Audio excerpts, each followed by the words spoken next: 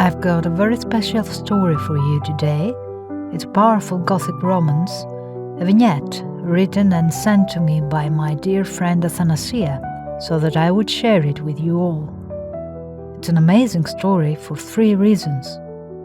Because it's beautifully written and structured, because Athanasia is an 11-year-old Greek girl, and lastly, because she only recently started to learn English. So, without further ado, Bloody White by Athanasia Foscolu. While she was leaving his house, for the first time she felt guilty. "Joshua, are you sure what we are doing is correct?" she wondered. "I don't know what is correct. I know what's feeling right. And that's you and me." He smiled, and his fangs glowed under the moonlight. She smiled at him too. "You know what, Amber? I'm sick of hiding. I want to marry you, even if that means not becoming the king of vampires. Anyway, that's my father's dream, not mine. My dream is spending the rest of my life with you." The night was dark and cold, but they couldn't feel anything bad. They have been meeting at the cemetery every night for the past 5 years. It was their routine. The only but, or maybe the greatest but, the only cost of being in love, was that no one could know. They wouldn't approve the romance of a human and a vampire that much. She was planning to tell him that it wouldn't work, but their relationship was amazing and she didn't want to ruin it. She was planning to tell him that she didn't want him to become emotionally detached from his brother and his father. But instead, she smiled and kissed him. They would meet there the next day, and they would get married.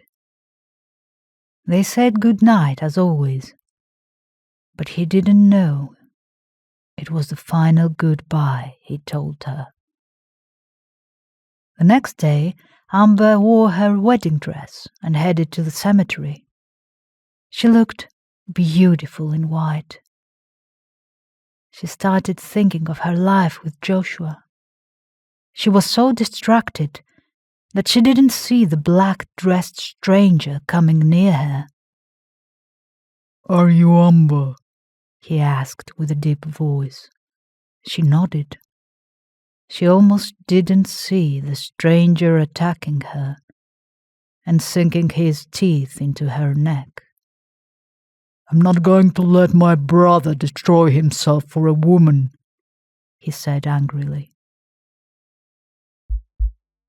She couldn't scream. She couldn't breathe.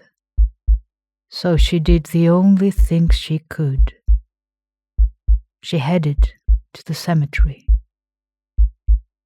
The night was so foggy that he could only see her shadow.